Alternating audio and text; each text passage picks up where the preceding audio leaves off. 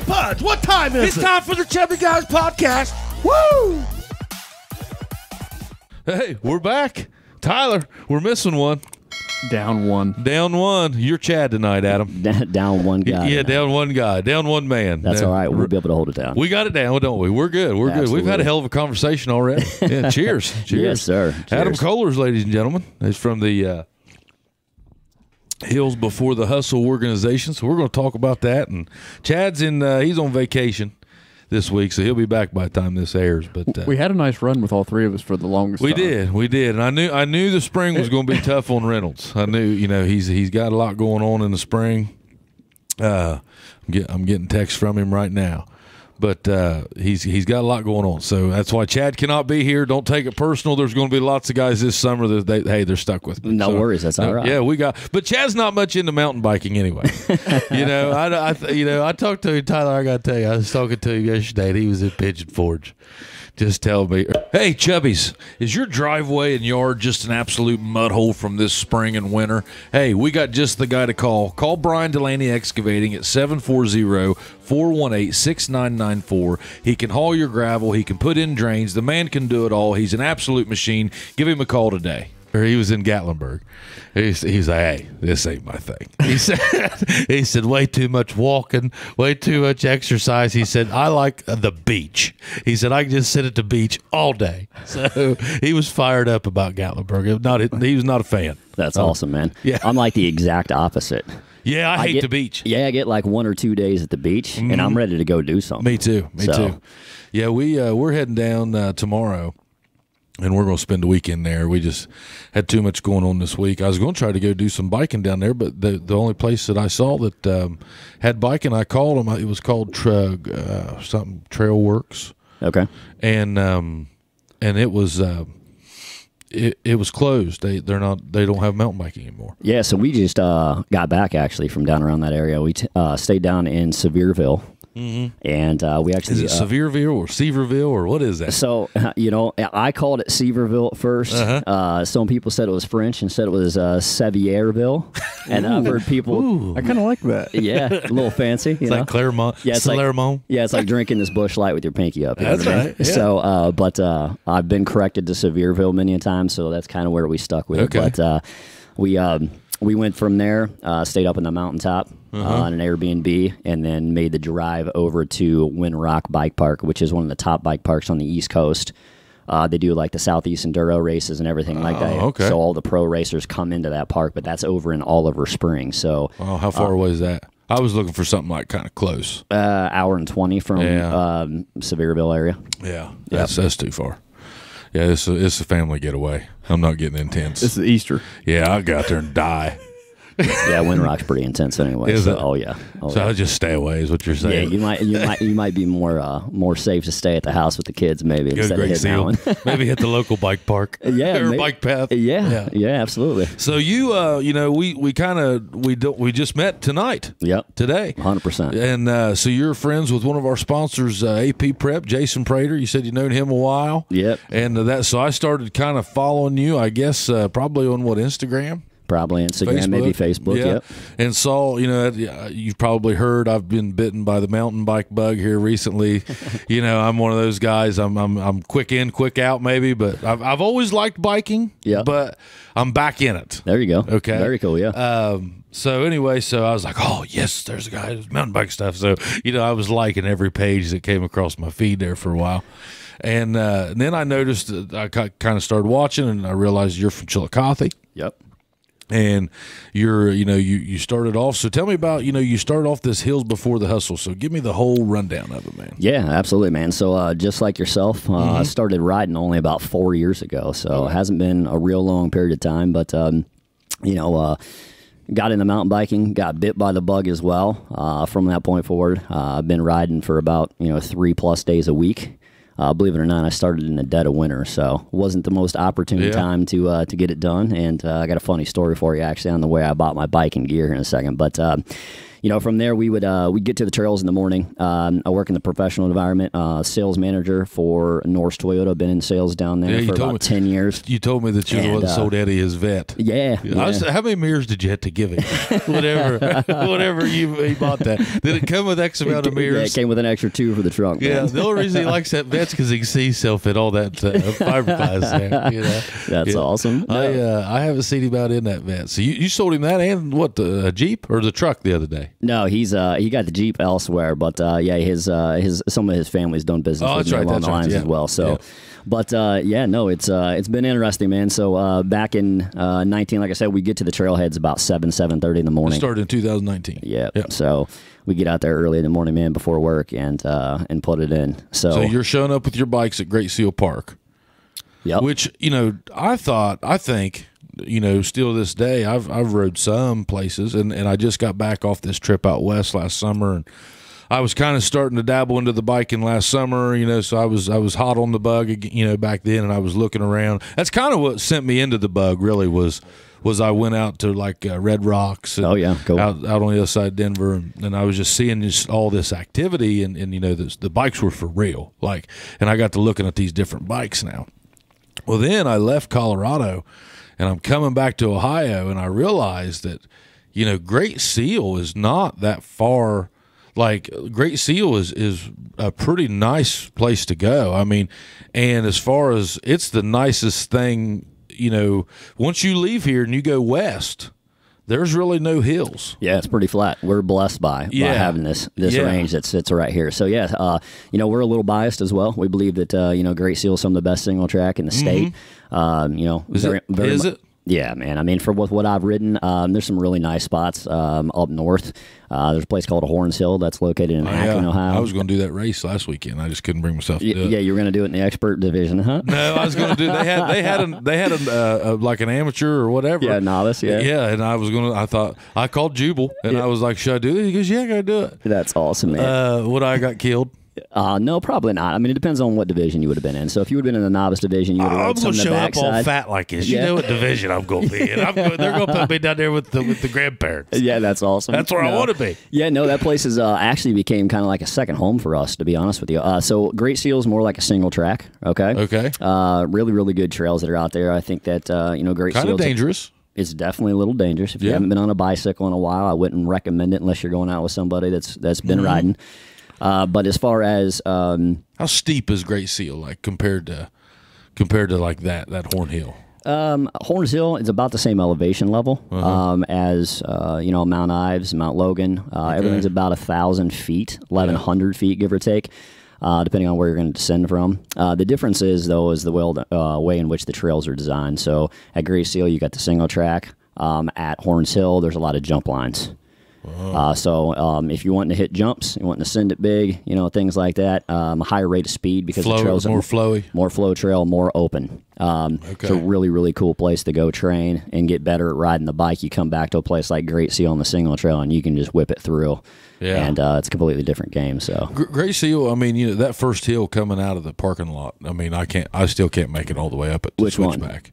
Oh, the switchbacks. Yeah, whenever you go to the switch, and I can't do that yet. Yeah, but I'm getting there. But man, what a workout that is. Have you been up the other side on Skidder? No. Okay. No, the only one I've done up there is I go to switchback, and then it doubles back into a bunker hill. Yeah. Bunker. And then I just come back around. That's kind of been my loop. Yeah. But I've only been there probably 4 times total. Okay. We got to get you out more.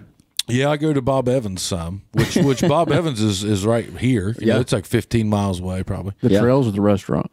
Both. Yeah. He gets his biscuits and gravy, and then he hits the It is right there by the restaurant. It's right directly across the street from the restaurant. They took the old horse trails and made them mountain bike trails. Okay, yeah. No more horses allowed. Yeah. Do you know what the name of that trail system Bob is? Evans Trail. Okay. Gateway. Gateway. Yeah, okay, that's what I thought it was. Okay. I always call it Bob Evans, but it's Gateway. Yeah, I like it. Okay. It's pretty like short and technical. Like it's not real flowy, I don't think. Have you ever been there? No, not yet. It's and there's some jump stuff that you got to do. There's always a way around, I think. Yeah, but they're always trying to make a safe path for people that don't have the skill level. Well, or haven't gotten that's no joke, man. You know, Listen, man. Yeah. I mean, I don't care what anybody says. It's scary, man. And, like I said, that place has became kind of a second home, actually, during the race weekend. So two of the riders I actually sponsor in that ride for the syndicate portion of HBTH is Tommy Pellet and Cameron Reagan. Tommy won first place in the expert men's division, and Cameron came in second. And then Tommy last year as well ran through the Funduro series, which runs through the Central Ohio area through Combo. But I sponsored, that race event over the weekend. We sent up about 150 beer koozies, the black and the orange and the camo and orange, and also sent up like 200 free beer. So they were handing out free beer and free HBTH can koozies. Was your beer colder than this? I don't know. It may have been. I honestly wasn't there. I was down in Tennessee at Windrock, but I figured I would imagine it may race. have been. I thought you was going to be at that race. I figured you'd be there. But so let's go back to HBTH. So you and just a group of buddies started riding Great Seal Park. In the mornings before work. Yeah, man. So basically, what we do is we get out there. Be early morning. Like I said, we started in wintertime. So I mean, you're talking about 20 degrees, 30-degree mornings. We get out, map out where we were going to go. We put in 5 or 7 miles. Back then, we were running analog bikes. And which is pretty tough, which is, standard pedal bike without an e-bike. Yep. And we get out there and ride, man. We put it in for about an hour and a half, sometimes 2 hours, rush home, shower, and right back to work, man. We worked 12-hour days at the time. So, it was a lot, man. And it was how it kind of got balanced in between the hills and the hustle, if you will. So you were just tagging like on Instagram? At the time, honestly, I wasn't on Instagram at all. That's just kind of a new thing for me. I'm kind of old school. But, it was Facebook, just hashtag HBTH or hashtag Hills Before the Hustle. That's just you and your buddies coming up with a thing. Yeah, it was actually something that I just came up with, by being out on the trails and, showing up early and putting it in and getting it done, man, before you get to the hustle, the everyday. We live behind a set of rules, every single day, but there's something special whenever you get behind, the handlebars on the bike and you're out there in nature. Yeah. You're kind of alone, while you're there. But at the same time, you're connected to the trails, the climb, the adrenaline, the speed, and then, of course, the companionship, that you've got with the buddies and the people you're out there with, man. So it's a ton of fun, and absolutely love it. I do, too. I've really, I was on horses for a while. I got into that, and I'm still kind of into that to an extent. I still feed them, and, I have to do all that every day. But, it's very similar, only it's got the exercise portion that I liked about, as far as I was out in the woods, if I want to stop and take a break, I'll stop, take a break. I mean, it's a great workout, and it's not real. I mean, I don't want to say it's not dangerous, because if you wreck, and I've already experienced a few wrecks, you can get hurt. Yeah, I've been lucky, knock on wood, for the last 3 or 4 years here, where I've only broken a finger and like partially separated a shoulder. Of course, taking some hard spills and things that I've walked away from, luckily. But when we were talking a little bit ago about how kind of gnarly Windrock is, it's about 5 times the descent of Great Seal over some extremely strenuous and technical descents. But the thing is it doesn't matter whether you're at a smaller park or you're at a big park, man. It's the small things that can make the mistake. Oh, yeah. And I don't know if you heard or not, but just recently, not last weekend, but the weekend before, I think it was, there was a real bad accident out of Gray Seal. And I don't know if you know Chris and Jamie Sharp or not, that own Rivers Bend, but Chris has been riding for a long time. She's one of the better riders that's around the area. They ride almost every day, and she took a real bad spill on Judy Chop, which is off the backside of Bunker, and apparently landed awkwardly on her neck and broke her neck, broke her back. I think she broke 9 ribs on one side and 7 on the other.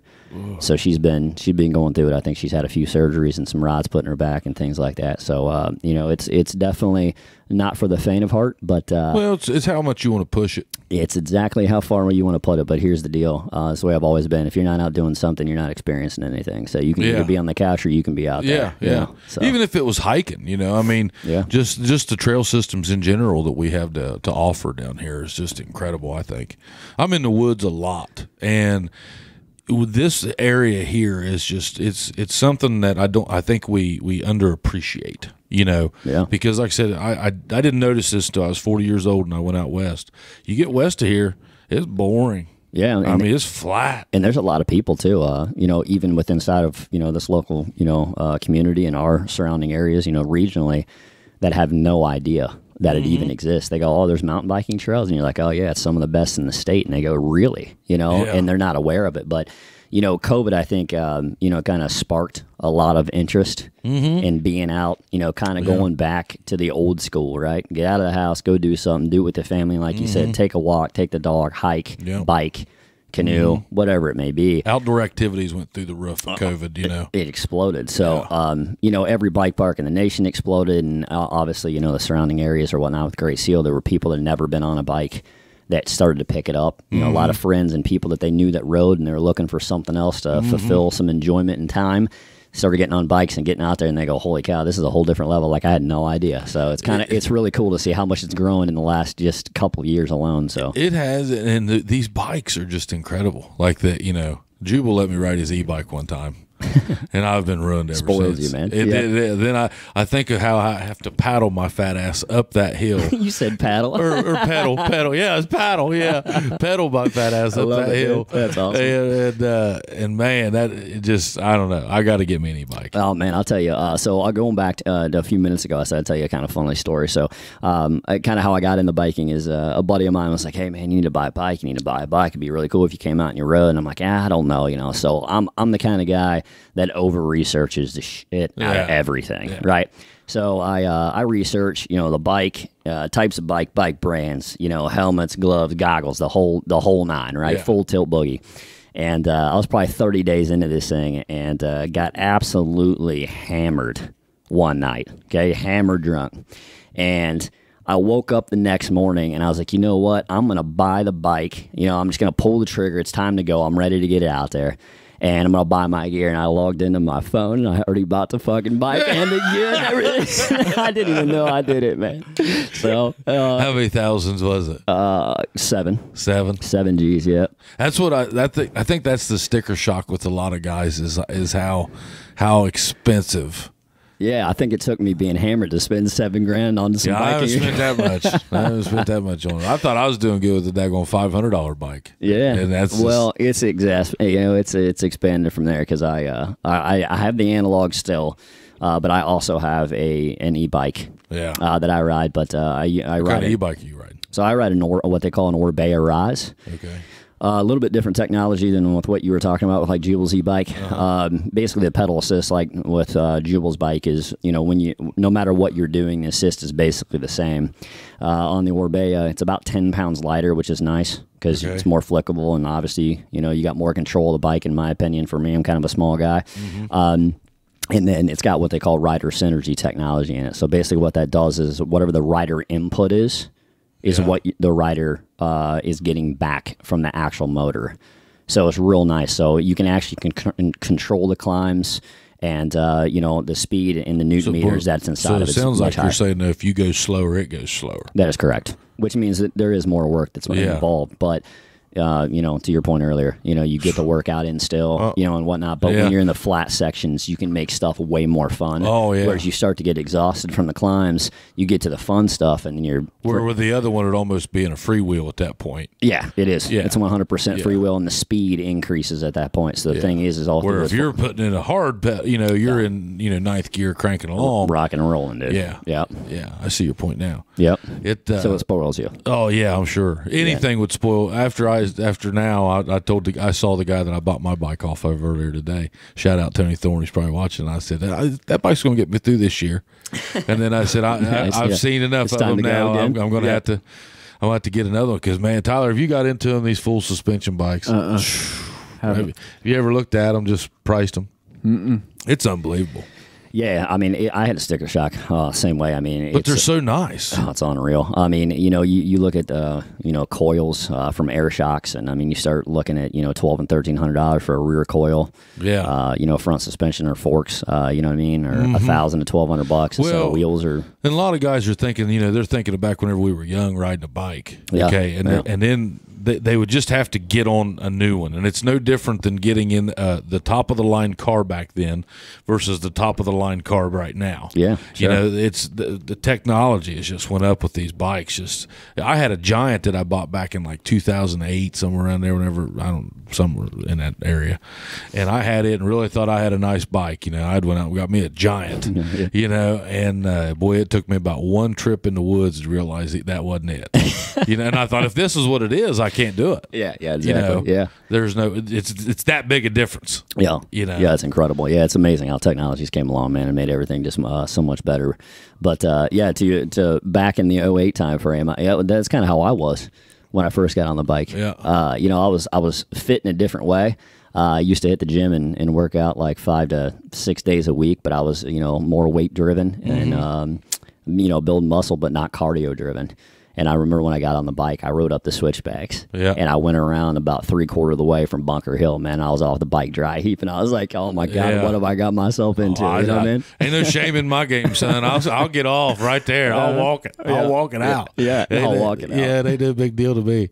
I'm not into the fitness part of it at all. I just like to be outside. Yeah, it's cool. And I like the exercise portion, you know, but it's a cool way for me to see the woods, and I just like being outside. Yeah. But I've give up on fitness, man. Hell, my name is Pudge. Hell, I'm embracing this shit. Yeah, there you go, man. You got to live it now. I like going over to the boxing class the Prater did, but everybody's Just drinking watch. water. No, I go. I box. Everybody drinking water. I might throw down a Diet Pepsi or something. Oh, that's awesome, dude.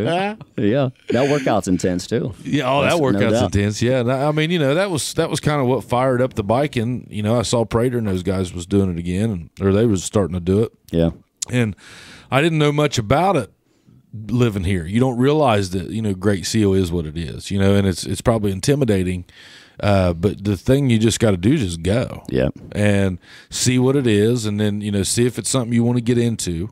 Yeah. You know, and there's the guys that look at me like I'm crazy, and for every guy that says I'm crazy, I get another guy who's like, man, I'd like to try that.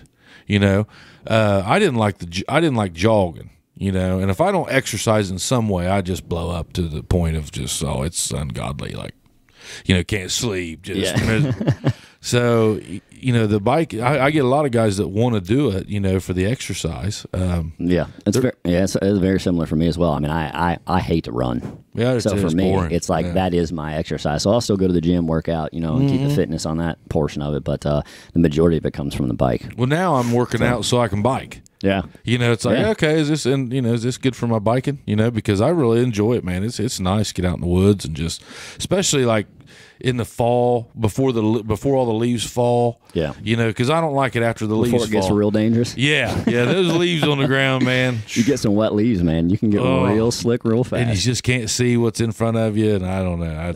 Yeah. Did you do much in the snow? Have you done much in the snow? Yeah. I've done it. I don't care much for it. Yeah, you know, the first couple of years, like I was telling you, I kind of started in the wintertime, which wasn't the smartest idea, especially not having any bike skill at the time, you know, other than the fact of, you know, riding a bike when you were a young kid. Yeah. But, you know, as I've kind of progressed, I've gotten away from that because it's not necessarily the smartest idea. Yeah. You know, some people ride them on like fat bike tires or fat tires. That might be a little bit different, but I mean, going out with a standard, you know, full suspension mountain bike in the snow and trying to rip it down a hill is probably not the most brilliant idea, but I've definitely done it. So as you can tell, I don't make the best decisions sometimes. Well, you've dealt with Eddie. That was apparent right off the rip. But it's pretty cool stuff, man. I really enjoy it. It's been good for me. It's like I said, it's a great way to see the woods, great way to get outside. I'd recommend it to anybody. Yeah, and the cool thing, you know, for me too, is like, you know, once you kind of get out there and you get involved in it, and again, you know, the people you meet, the community that's, you know, around it, there's a ton of it, especially in this area, and obviously it's growing throughout, you know, the Midwest, which is really cool. But the next step for me is you know, tagging up with some buddies and whatnot, and you know, taking a couple trips every single year. Yeah. So we carve out time to not only do it here, but you know, we've done it in Brown County, Indiana, which is the largest state park in Indiana. They got some really good riding. It's only, you know, about 3.5 hours from here. You know, riding Horns Hill to Akron is really, really cool. I've been up to New Hampshire and rode Highland Mountain Bike Park, which is really cool. Perfect for you, by the way. It's got a lift. Yes. So all you're doing is coming Man, down, you see how baby. these skinny people do when they come in here? Hey, you man. see how these skinny people do? He set it up for me. I had to slam it down, man. He said his name was Pudge.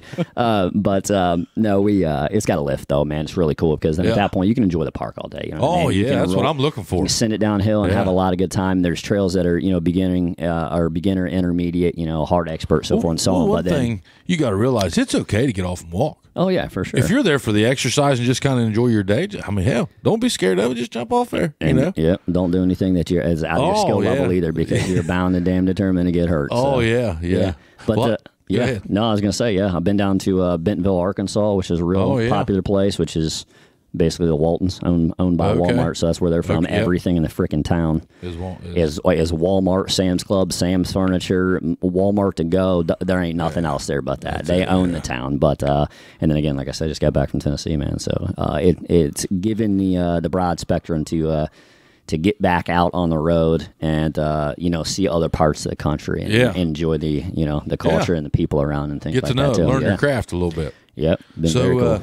I tell you what, that's a pretty good introduction to part 2. So we'll break this off here and we'll do part 2 about your website. So cool. Yep, if you're listening to this one, you like it, you know Adam is a biker now. You know all about him. So tune into part 2. We'll tell you how he took his passion into what would you call it? A line of lifestyle mountain biking apparel. Yeah, lifestyle mountain biking apparel. Yep. All right, so we'll be back with part 2. Come on back.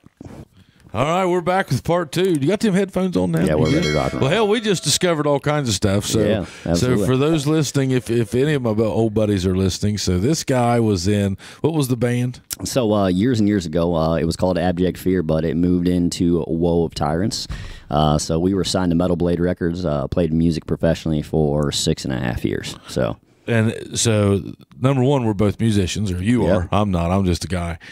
But we had another mutual friend, our boy Lewis Copeland. Yeah, Lewis. Started off, you said, as the drummer. As the original drummer, before he I always took knew on he was a heavy metal guy before, but I didn't know he was. Didn't know that he. Or I knew he did heavy metal, but I didn't know the band. Yeah, Yeah, I mean, when you come from a small town like Waverly, Ohio, though, you get into a position where there's only certain things that you can get yourself into, and when the only band in town plays metal, that's all you get, man. That's all you get. That's it. So Lewis, friend, he's a friend of ours. We've talked about him on the show before, but part 2, we're going to talk about Hills Before the Hustle, and so part 1, we talked about the mountain biking, okay, and then you were kind of telling us before how this was a tagline. So you and your buddies, you'd get on Facebook and you'd hashtag HBTH or hashtag Hills Before the Hustle, right? Yep, you got it. And that was started, and so go from there. Yeah, man. So basically, from there, the community's given a ton to me over the years. My wife and I live in Chillicothe.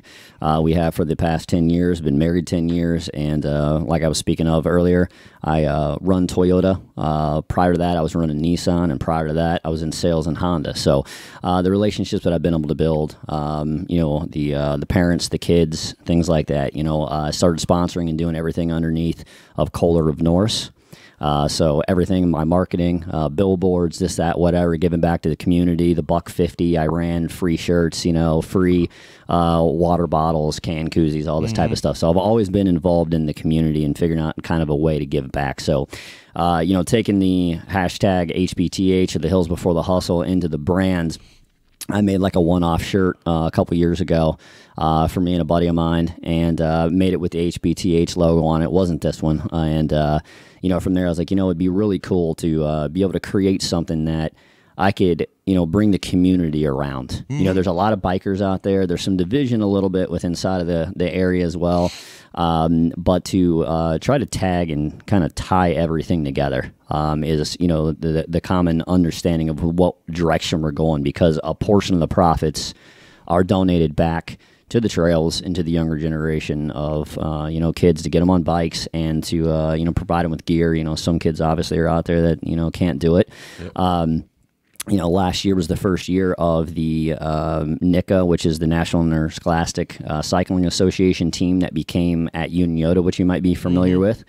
sponsored that and so forth and so on, became, the top sponsor there. So, I love seeing people. From the cars or from the Hills Before the Hustle? So this was before Hills Before the Hustle, actually. So it was actually the Calder and Norris, yeah. Okay. So, so I was. You were dabbling, you were marketing into. Hey, do you want to help develop your child's athletic ability? Or maybe you want to get off the couch and make yourself a little bit better? They earn the day at AP Prep. Look them up, apprep.info.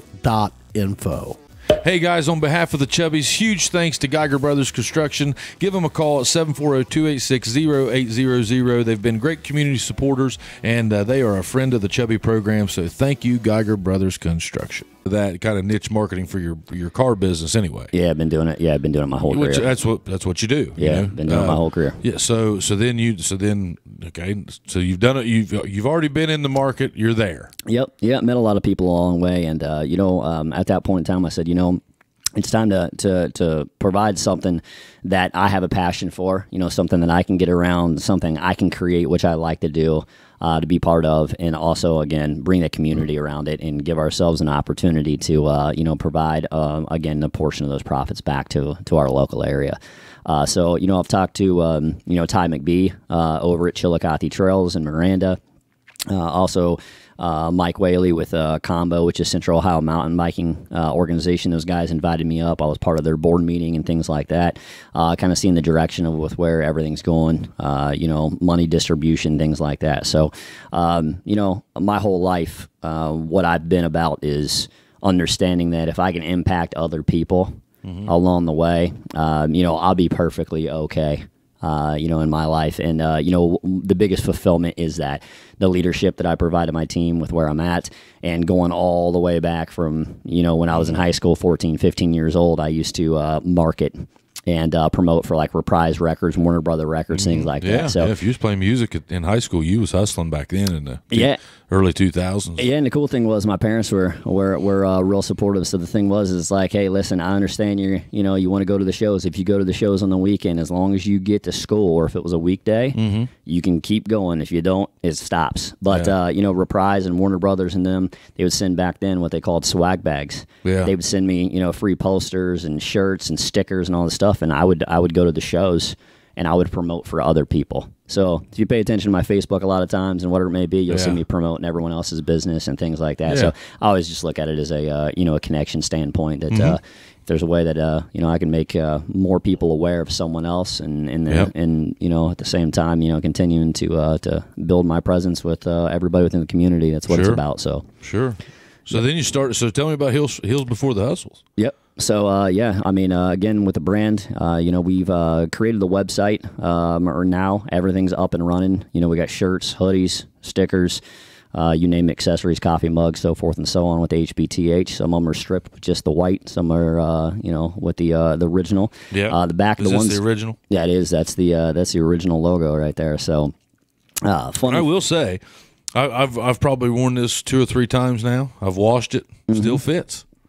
And that's a major problem in the chubby world. Yeah. It normally shrinks up on you. I think I fluctuate 10 pounds at all times. I'm a dinner away from. It depends on how much beer and steaks you've been having. Yeah. Bloatedness really fills out a lot of airspace with those chubbies. A lot of inflammation. That's right. Yeah, you skinny guys get bloated, and you guys move an inch. Us chubbies.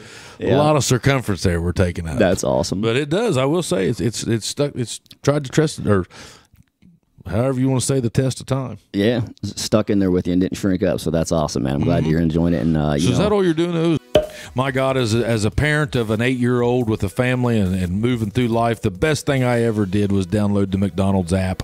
What a breeze. Order for your family. Pull up. They bring it to you. Easy. Download the app today from McDonald's. Hey, are you a business owner looking for insurance coverage? Give this guy a call. You know him. You trust him. Jason Gillum, Gillum Insurance, 740-395-0190. Is merch? Yep, for right now. So, that's not all we're doing. I actually created also what's called the Hbth Syndicate. And from there, what we're doing is we're sponsoring a few local riders. I have a gentleman by the name of Tommy Pellet, which is out of the Akron area, and Cameron Reagan. He's also sponsored by 100% and Specialized. Those guys run some race series events. They just done the Horns Chill Downhill. So you're wanting to get into the event portion of this.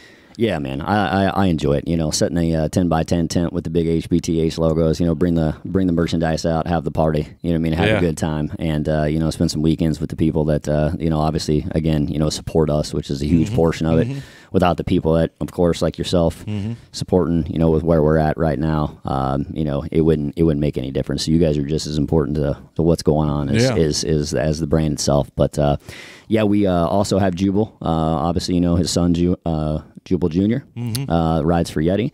Jubal will also be coming on board, which is really cool. So his initial press and package and everything went out. So he should be receiving that merchandise soon. So good deal, man. We had Jubal on the show. Jubal's, you know, he's turned into a pretty good friend of mine, really. I see him all the time. I'm all the time aggravating him. We share Instagram reels back and forth, you know, and I just enjoy shooting the breeze with Jubal. You know, he's a hell of a bike tech.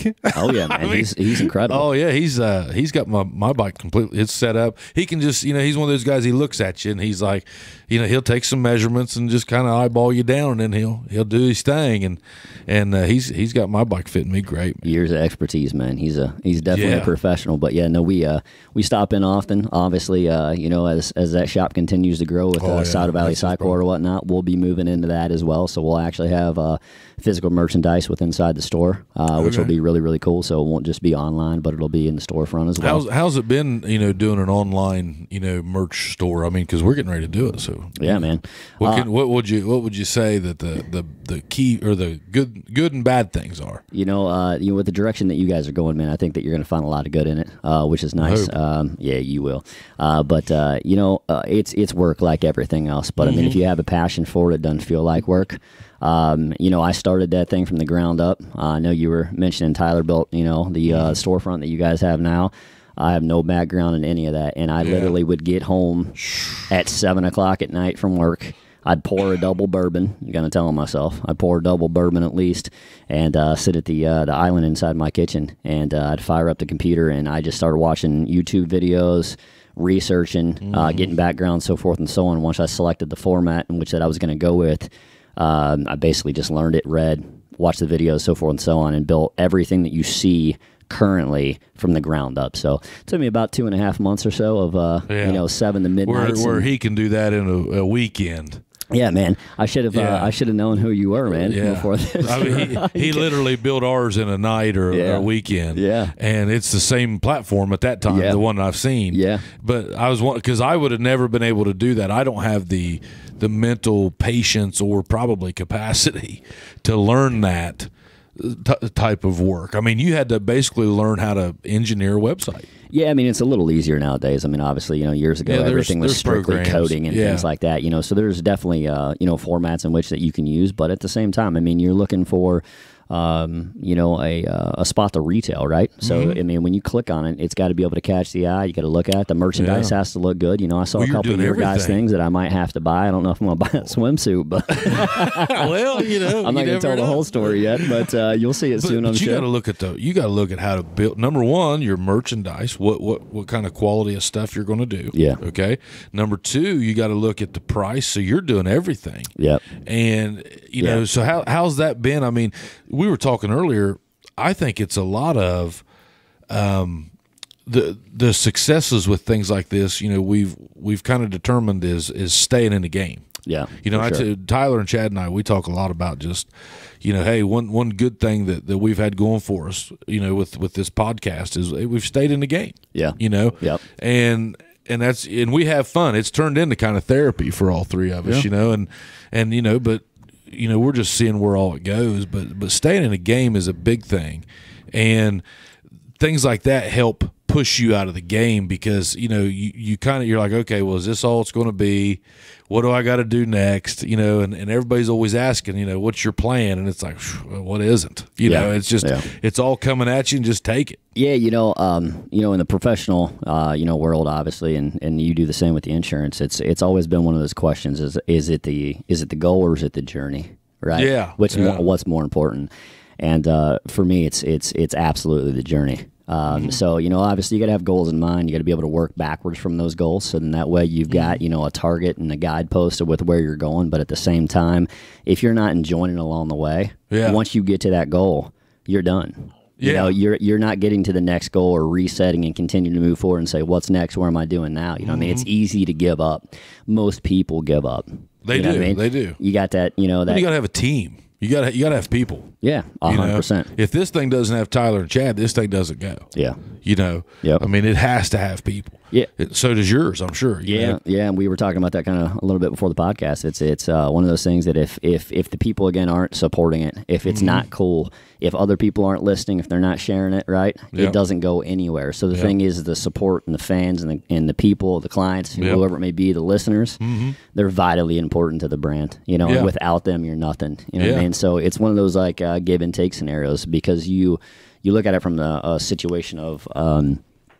You know, once you've created it, right, and me being here, right, or you guys doing your podcast, it's a responsibility now, you know, to those It kind people. of is, yeah. I mean, I would agree with that. Yeah, I would think it is. Yeah, it's a responsibility now. So it's my job to bring the best, you know, quality, you know, the cool designs, stuff that people can rally around, and people to really feel like they're part of something bigger than themselves. And, you know, I think that, you know, you guys are doing the same thing with the podcast, it sounds like, which is really cool. So I talked to a guy today, you know, shout out to Jeff Malone, man. He's one of my best friends in high school. And I went to his dad passed away, and I saw him today. Went down to his funeral. And I hadn't seen Jeff in 20 years. You know, we kind of, you know, we always like each other's stuff on, you know, social media, and, you know, we follow each other that way. And, you know, if something happens, we'll check in, you know. But as far as laying eyes on this guy, I mean, you're talking about a guy I spent, you know, damn near every day with from freshman year to senior year. And, you know, he comes up to me and you know, that it meant a lot. He said, man, he said, I'm up to date. He said, I've got all the episodes. He goes, I said, have you seen so-and-so? He goes, oh, yeah. He said, I'm waiting on the second portion of what's coming out tonight. that's the greatest And feeling I in the was world, like, man. you know, man, I mean, I ain't seen this cat in 20-some years, man. I hadn't seen him, you know, and I was like, man, that's pretty cool that my old buddy's still listening to. I mean, he works at the Pentagon. Oh, wow. You know, Okay. so he's driving. He lives over in Washington, D.C. He's killing it. I always You got to knew be he would. killing it to live in that Yeah, area. That's a rich area over in yeah. that Virginia, Oh yeah, Washington, D.C. kids killing it. He was telling me. I mean, it was one of those. You see your old buddies from high school, and you know, unfortunately in Southern Ohio, every now and then, sometimes that's not a good situation. And today I saw one that I was like, hell yeah, there's my boy right there. He's kicking ass. That's cool, you know. man. Yeah. And his kids was kicking ass. He was kicking ass, and you know, we was just talking and just, you know, getting caught up. I felt bad.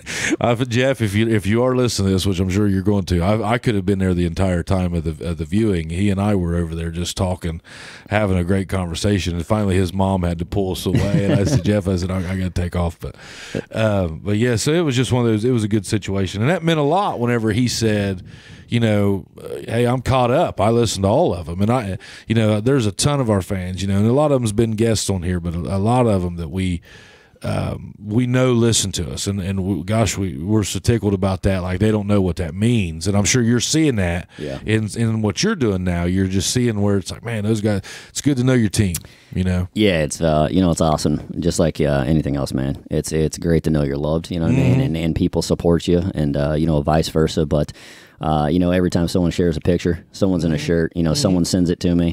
You know, obviously we talked about Prater earlier, you know what I mean? Those guys will be like in a group and whatnot, and there'll be, you know, 3 HBTH hats on and a hoodie. And I saw you guys when you were doing axe throwing. I think I commented on everything. I said, I spy some HBTH underneath Well, I that was button down, testing it baby. out. I was like, let's go. You didn't know, but I was just that way. If it shrunk, I was gonna rip your ass in here today. Like, but hey, Chubbies is out. You know, Yeah, man, you don't have can't to wear your resize shit. these things. That's awesome, man. But no, I thought I got to wear this thing 2 or 3 times. I got to try his Kohler out. Yeah, you know? man. No, we. So I talked about Tommy a little bit ago, one of the writers, and to what you just mentioned a few minutes ago. It was really cool. He sent me a text message the other day. He's buying kind of like a camper style van because he's a registered nurse. So I've seen these. Okay, so you guys, you bikers, you guys like to take these vans and make them into little condos. Some of these guys do. You can't lump me into this. Jubal's I'm got a one. truck guy. Okay, you got Yeah, truck. yeah. Jubal's got one. It's a little apartment. Yeah, man. 100%. Why do they air do this? conditioning? Oh, sink, yeah. like he's got his stuff underneath his bed. Oh, yeah. Lives in there with his dog. If any of these car guys are watching, these guys are taking basically U-Hauls.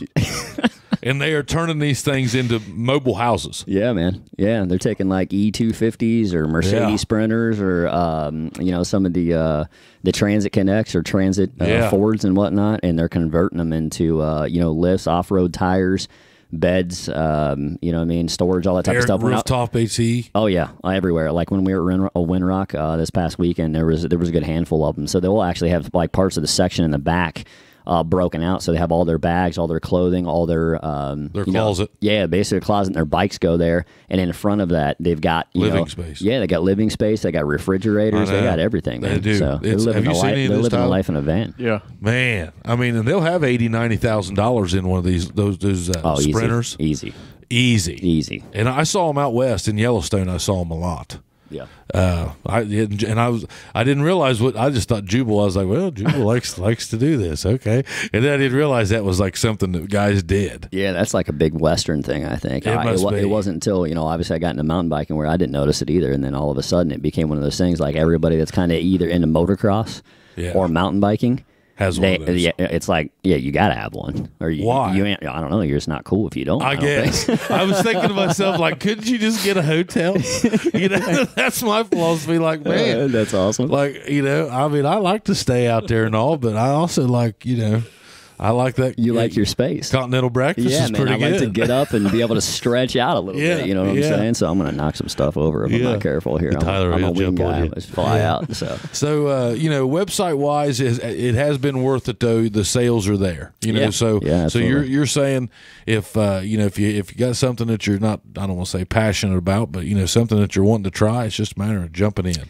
Yeah, it's just like anything else, man. I mean, Tyler said it earlier. It's one of those things that it becomes about tenacity and work ethic. You either got it or you don't. So it's one of those things that you carry it through your entire life, right? So you break it down, and what we talked about earlier is being the responsibility. There's certain people that are going to do it, and others that aren't. And there's going to be people that wish they did, or and never take the jump. Which one do you want to be? Yeah, and the thing is, if you never know, right? If you don't do it, so for me, it was one of those things that said, "Let's go, right? Let's get it done." Gotta hustle. Yeah, let's hustle, man. Let's have some fun. Because here's the deal: if I didn't, I wouldn't be here with you guys. Right? Yeah, that's right. I wouldn't be part of this podcast. You wouldn't have me here on your podcast as a guest, and I appreciate you guys, for having me and taking the time out of your day to bring me in and we're always like conversation cool with you guys too. So if it's different and cool, I like cool shit. I like cool shit. Yeah, I'm with you. I get a little, sometimes I got to get outside the box a little bit. Just because if you're not careful, they get interviewee. And that's the thing about podcasts. It's kind of whatever you try to do, I guess. I don't know. I have to watch myself from getting. Did you feel like this was interviewing? No, not at all. Not at all? No, we got to sit and hang out and drink a couple beers. Drink a couple cold drinks. That's what's cool. Where can they find Hills Before the Hustle? Yes, sir. www.hillsbeforethehustle.com. We'll get you everywhere you need to go. Obviously, if you got questions or anything like that, you can hit me up on Facebook, Instagram, so forth and so on. Mainly apparel? Messages. Right now, mainly apparel. Yep. Hopes and in the future we'll run into rider gear, maybe jerseys, gloves, things like that, and then from there we'll test the water. Follow and social media. You'll see if you follow Hills Before the Hustle on Instagram or Facebook, you will see different rides. You do put a lot of events and different things that even would be good for a beginner biker. Yeah, absolutely. And we'll be doing a lot more of that, as the site continues to evolve. I'm currently reformatting it, partner with a company out of Colorado, actually, that we're revamping the website and be more interactive. We'll be doing a lot of, blog posts, stuff like that. So it'll be, revolving around, not only the brand right now is the introduction, but things like, mountain biking safety, trail conditions, things like that. We'll be continuing to do those types of things. And, in the future, we might be, we might throw some events and things like that. We'll get a hold of some of these guys in the, combo range and some of these guys at Central Ohio and Chillicothe Trails, maybe rip out some really cool stuff and have.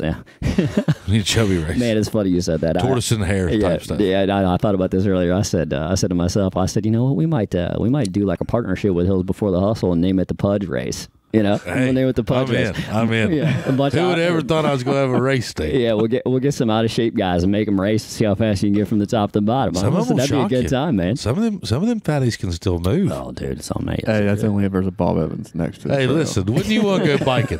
Hey, when you want to go, I'll kiss your bare ass if you can hang with me. I'll kiss your bear. Listen, man, I'll kiss your whole asshole. I'm telling you, don't underestimate the chubby guys. That's awesome, dude. Tyler, very skinny. He's lost 100 pounds. Tyler used to be, what'd you weigh, 410? No, about 270. He's 77. Yeah, you look great, man. Tell us how you did it. Well, he's told every podcast that we've had. He's pretty Just proud about. of I it. picked up running, which Pudge is a huge fan of, and intermittent fasting. Oh, there you go. Which is another one. I agree with the intermittent fasting. Have you done that? You know, man, It's just tough for me. I like food. I tend to intermittent fast like daily. The only reason I say that is, you know, I get to work. You know, like I told you guys, get in the office about a little bit prior to 9 o'clock. Now it used to be prior to 8, but COVID's kind of changed the scheduling and timing. But we eat it. Either 12 or 1 or 2 or 3. I hadn't ate from the day before, you know what I mean? And sometimes I don't eat again, like the whole night. So sometimes I'll eat 1 meal a day. So there's times I go, 10, 12, 14, 16 hours before, I eat. So I'm kind of used to it just because of the type of environment I'm in. Yeah. Scheduling, people show up, people, kind of come in, unpronounced and ready to rock and roll. So it's showtime at that point. So you think you're going to eat at 1 o'clock, you get your lunch and it's cold and you're still waiting to eat at 4, you know what I mean? So yeah, I don't choose to intermittent fast. It chooses me. It chooses me. Yeah, I'm with you. It's the same way in my world. It's hard to be on a schedule like that. There's just too much going on. Yep. I was going to ask you, what's going on in the car sales world right now?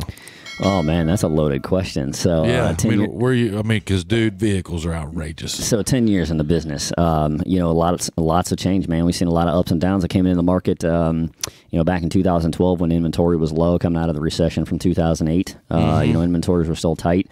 Ran through that. Last several years, the inventories. Give me an example. In Toyota, we used to carry about 120 to 130 new in stock at any given time. All year last year, 2021, I didn't have any more than 7 new vehicles in stock at any given time. Yeah. And starting September 2020, I started with 17. So that was the lowest count that I started with beginning in 2020. So the way everything has gone now is... So they forced your sales down. Well, here's the deal. Sales haven't really decreased a whole lot, believe it or not. It's kind of a scenario with where the manufacturers have had some struggles with supply. They've had struggles with, obviously, the semiconductors and things like that. We're starting to feel more of an impact from it now. However, beforehand, what we ran into is that the demand was so high that the inventory couldn't hit ground and stay in stock before it sold. So, being in a market that was that hot, even though we were in a COVID scenario, is that, Toyota at one point, just using them as a reference, but it's kind of for everybody, Honda, Ford, Nissan alike, and so forth and so on. But it was a scenario in which they were producing more vehicles than they ever produced in history. The problem is they couldn't get them fast enough. They couldn't get them out. So the volume levels stayed about the same, which, we're very thankful for. But in the way in which you bought a car completely changed. So you used to come to the dealership, you used to haggle, you used to negotiate, right? You used to meet me and so forth and so on, shake hands, meet faces, shake babies, things like that. Yeah. There's been many a times of that. There's been people, in and out of the showroom sometimes, but it may ever just walk off, I did this, and just trying to play hard to get and come back. Oh yeah, there's people that like to be chased, you know what I mean? And then there's other people, you know what I mean? You just got to get them out. I bet a guy. You've been doing this 10 years. I bet just as many car salesman stories been told about you.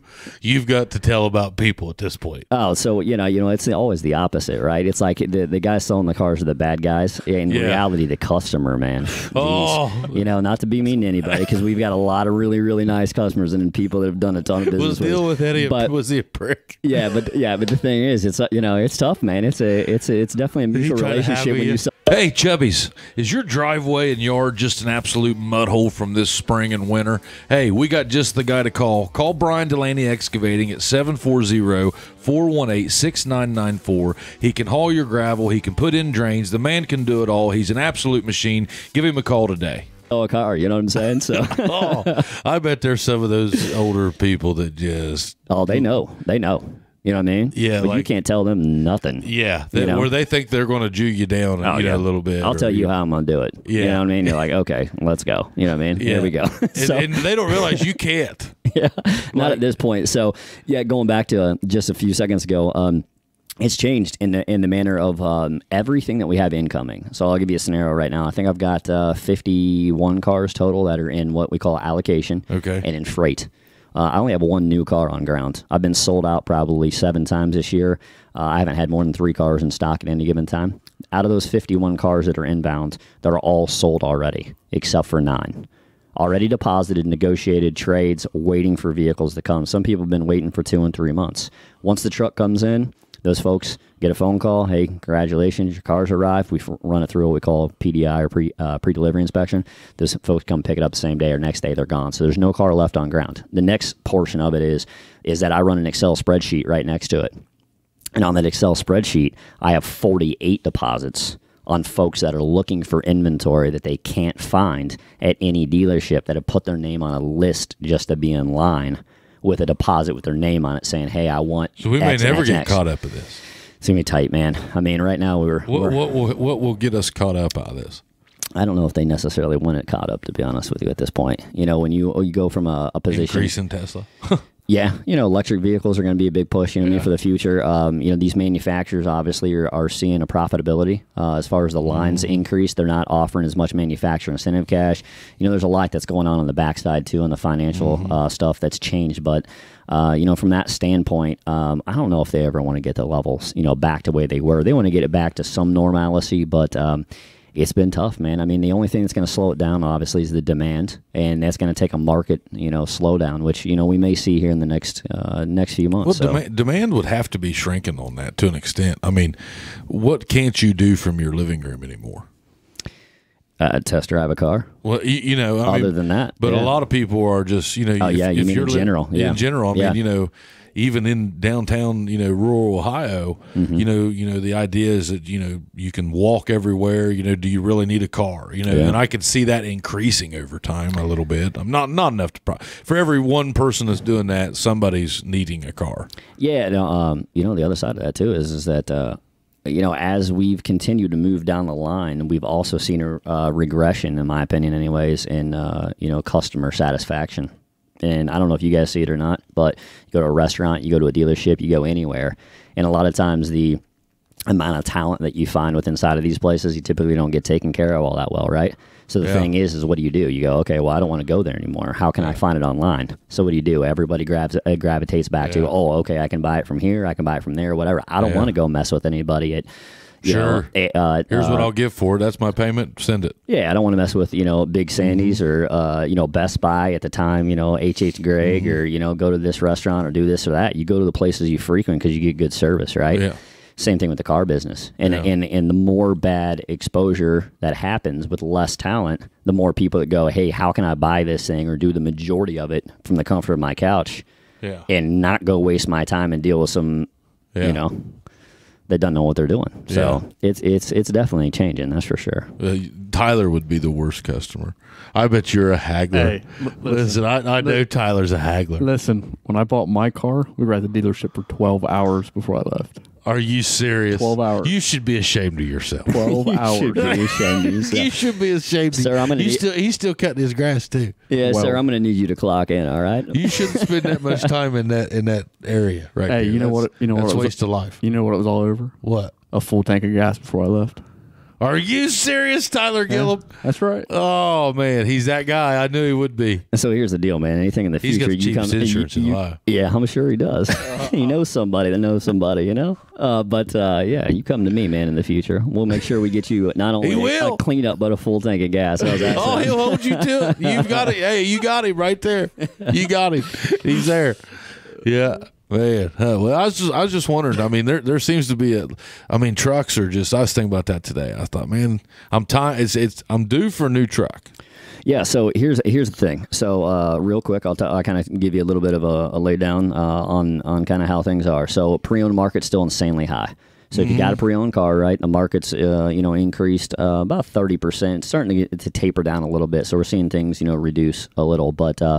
The name of the game is if you can get yourself, from the pre-owned into the new car, that's the answer, because the pre-owned truck market and SUV market is very similar to with what you're going to be, buying a new car for. So, I mean, in the scenario where you don't have to replace it, like you haven't been in an accident and there's nothing in stock or, things like that, and you got some time, best thing is to be proactive, get yourself out there, start looking at it, get assessment, on the vehicle, start looking at the new car. The other side of it is obviously you're going to get an offset in taxes. So if you're trading, pre-owned towards new, you pay taxes on the difference in the state of Ohio. Or if you go, pre-owned to pre-owned, you're paying a full tax balance. So, you got $45,000 on taxes, or your car's worth 20, and you're paying $45,000 on the new, you got $25,000 in taxes. So yes, take your money, use it wisely. yeah, and with the prices being so close in similarities. So say that again. So you're paying taxes. So if you take a $25,000, let's say you have a used vehicle worth $25,000, yeah, and you go trade it in on a new one, you pay the taxes on the difference. So correct. you're going to have. So if that vehicle's $50,000,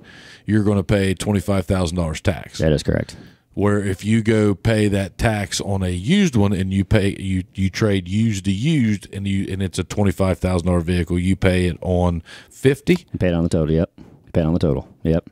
So you don't pay it on the difference. I didn't know that. Yeah. So the question becomes at that point, depending on what you're looking at. Say if there's a lot of money involved in that. Well, not only that, but there's a couple other offsets. So again, I'm not telling you not to buy pre-owned, but when you look at the scenario where it's so close nowadays with a tax, offset, like maybe the car's $3,000 or $4,000 difference, but you save $2,500 in taxes, right? So now you're getting close to maybe $1,500 or $2,000 difference. Yep. Maybe it's got 50 or 60,000 miles on it. It's a 2018 or 19, right? You get yourself into a brand new car. What do you get? You get 3 years, 36,000 mile bumper to bumper, 5 years, 60. In the certain cases, like with Toyota, you get 2 years and 25,000 of Toyota Care, right? Yeah. So you got free complimentary maintenance and services. Right. And, with us at Norse, we do a complimentary lifetime warranty. So we cover the engine, transmission, and drivetrain for unlimited miles and time nationwide service. So all those things are going to be rolled up in a package. So you got to ask yourself, is it worth, $2,000 or $1,500 or $3,000? That's a legit question. That's not you're not being a car salesman right now. No, not at all. That's a legit question. Yes, being 100% transparent. So let's just take like a 2018. I know this scenario is going on right now. You take a 2018 Chevy 2500 Duramax. Yeah. Okay, that's worth $65,000. Yep, okay? big money truck. Yep. And then let's say you go in and you trade it on a brand new one that's $90,000. Okay, you're only going to pay taxes on 30. That is correct. Well, if you take that same used one and you just jump it up to a 2021 that's got 30,000 miles, you've paid taxes. Let's just say it's $85,000, $90,000. Well, then you're going to pay taxes on $85,000. $85,000. That's a lot of money. Nailed it on the head, man. Yep, drilled it in. So what would the tax be on a $90,000 car? Well, you got 1.075%. So if we break out the old handy-dandy calculator So if here. you bought a new truck on $90,000. So here's the difference. So 90,000 times 1.0725% is 96,525. So you got 65.25 in sales tax. $6,525. So almost 7% or whatever, 7.25% of that total value of that truck. Yeah. So here's the difference. So now in the same scenario that you just spoke about, right? You traded on a new, you only have $2,175 in sales tax. So you just got $4,000, $4,500. So now the question becomes: do you buy the new or the pre-owned? The trick is finding the new. Well, that's the trick. But that's right now. a lot of your. I mean, that's a lot of your money down, or a lot of your equity money. Oh yeah. 100%. I mean. That's 5%. It's a perk of continuing to buy new inventory, that the state has in place, which is really, really nice. A lot of people don't know it. Either that or dealership won't tell you.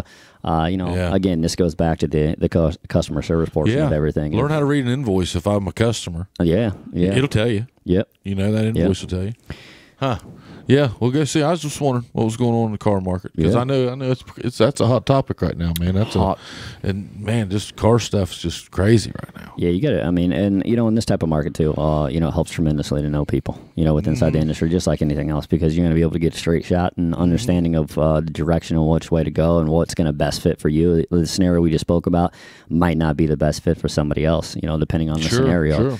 Because there are still vehicles, makes and models and things that are out there that are, less expensive than what you're going to buy, say, a new Honda or Toyota or something like that for. And, those things are going to come into play. So everyone's going to be, uniquely their own. So, it's important to go that way. Well, go look him up. Where can they find you on a car deal? Yeah, absolutely. I'm at Norse. Where at? In Chillicothe? Yeah, Toyota. Where Come is on that? in Norse Toyota. It's on Bridge Street. It's right off of Bridge Street, yep.